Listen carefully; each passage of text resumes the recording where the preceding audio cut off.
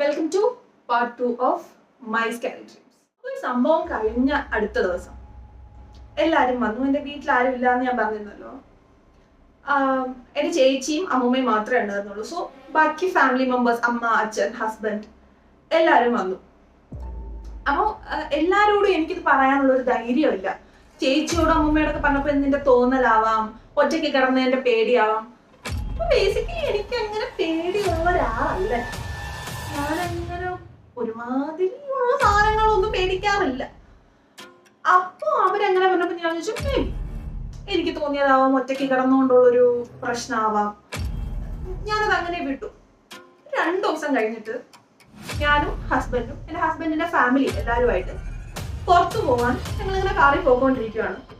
അപ്പൊ ഞാൻ ഇങ്ങനെ ഈ കഥ എൻ്റെ ഹസ്ബൻഡ് അവരുടെ ഫാമിലി മെമ്പേഴ്സിന്റെ അടുത്തൊക്കെ ഞാൻ ഇങ്ങനെ പറയുക. അതുവരെ എനിക്ക് ഒരു കുഴപ്പമില്ലായിരുന്നു.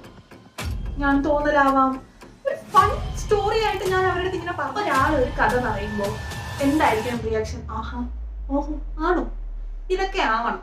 പക്ഷെ എൻ്റെ വീട്ടുകാരുടെ റിയാക്ഷൻ എന്ന് പറഞ്ഞാൽ പറന്നു പോയിട്ടുണ്ടെങ്കിൽ അത് ദൈവമാണ്. അതൊരാൾ, വേറൊരാൾ അച്ഛൻ ഏതമാണ്, ആരോ എന്തോ ചെയ്യാൻ വന്നതാണ്, വേറൊരു ഭാഗത്ത് നിന്നും നീ എന്തെങ്കിലും തെറ്റ് ചെയ്തോ, അതുകൊണ്ടാണോ ഇങ്ങനെയൊക്കെ കാണുന്നത്, അതുകൊണ്ടാണോ നിന്നെ പേടിപ്പിക്കാൻ വന്നത്? ഒരു മനുഷ്യൻ പേടിച്ച് വിറച്ചിരിക്കുമ്പോ ഇങ്ങനെയൊക്കെയാണോ പറയുന്ന മനുഷ്യന്മാര്? അപ്പൊ ഇവര് പറയുന്നതൊക്കെ കേട്ട് ഞാൻ എൻ്റെ കുടുംബക്ഷേത്രത്തിൽ പോയി തിരിയും വിളക്കും ഒക്കെ കത്തിച്ച്, കാരണം ദൈവമാണെന്നാണല്ലോ ഇവര് പറയുന്നത്. അപ്പോ ഇനിയിപ്പോ ദൈവമാണെങ്കിലും അതുകൊണ്ട് ഞാൻ പോയി ഞങ്ങളുടെ കുടുംബക്ഷേത്രത്തിലൊക്കെ പോയി ഒരു വിളക്കൊക്കെ കത്തിയൊക്കെ ചെയ്തു. അതൊന്ന് സെറ്റായി വന്നപ്പോഴായിരുന്നു അടുത്ത ബോംബ്. ആ ബോംബ് അറിയാം,